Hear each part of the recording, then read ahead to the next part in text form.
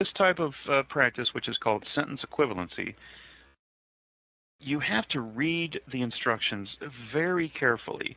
I'm telling you in advance, they're going to use trick language on you to try to get you to miss some questions that you would deserve to get right, precisely because you didn't follow the directions to the letter, to the exact wording. So since you know they're going to try to do that to you, you should be prepared. You should know in advance, I'm looking for them to use trick language. And unless something is explicitly stated, I'm not going to assume anything. So this type of exercise here, you're asked to pick 2 words from that list that, when you use them in the same sentence, they would produce a sentence that has a very similar, if not identical, meaning.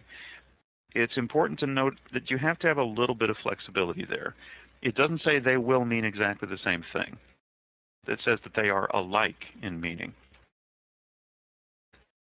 And so we're going to pick 2 answers. Now, they would love to have you go, okay, A, is it B, is it C? And again, that would be very easy to get one right answer, but it would be very easy to get the other answer wrong. Because a lot of these words could logically seem like pairs if you help them along a lot. If you say, well, I guess I could see that if you, and at that point you're doing far too much work to help it. If it's not much more obvious than that, then it's not a good fit. And so, since the 2 words need to produce a sentences that are alike in meaning, then it stands to reason the 2 words themselves should be very alike in meaning. So let's just skip the first step and go straight to the second step. Let's pick words that are alike in meaning. Now, if you were here last week when we discussed the word roots, again, what are the roots of orthodox? Anybody in the chat box? Luigi broke it down into ortho and dox. That's great, Luigi. Do you want to delve any further into ortho and dox? In this case, orthodox, meaning straight or correct or true, and dox, meaning law. And if we know that, that's very compatible with conventional. Notice they don't mean precisely the same thing, but in context, yes. These were the orthodox teachings of society, the straight or correct or true law, and conventional. And from the Latin con, together, or with, and vent, blowing or flowing. Blowing in the same direction, flowing in the same direction.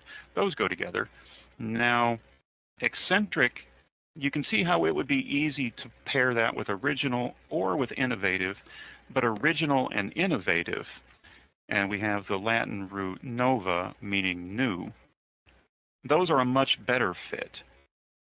And then we simply realize that the other 2 words will not be an option, because we know that. I'm telling you that as the out of the 6 words, you'll have 2 choices of 2 that go together, and 2 words that will just be eliminated. So now, out of each of those 2 pairs, take the one word that you're most familiar with, most comfortable with, in this case probably conventional, and from the second pair, let's say original, and start with, well, let's say original. Plug that into the sentence. Does that make sense to you?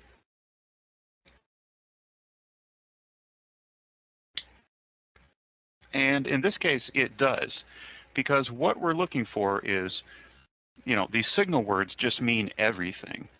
Although, and so if this is your first session with these types of questions, these signal words are they're more than predictive, they're determinative. They dictate what the answer must be.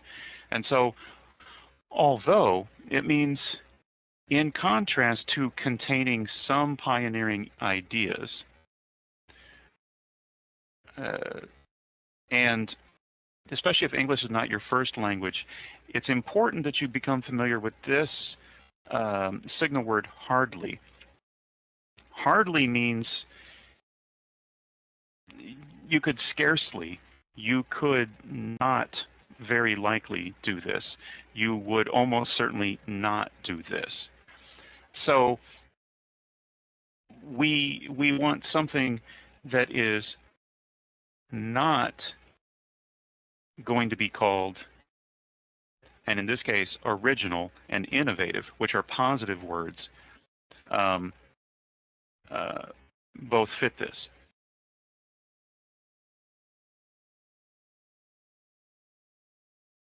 Because you could not call it innovative or original. That's hardly. Again, if English is not your first language. Those fit perfectly. Let's just double check and let's try orthodox or conventional. Well, orthodox and conventional are in contrast to having some pioneering ideas. And we need an answer here that is not in contrast to having pioneering ideas.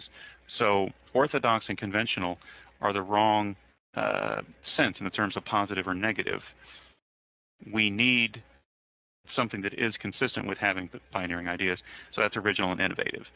And the great thing about this is when you get the right answer, you automatically get both answers right. Whereas it might have been very easy otherwise to get one answer right, but one answer close but not quite.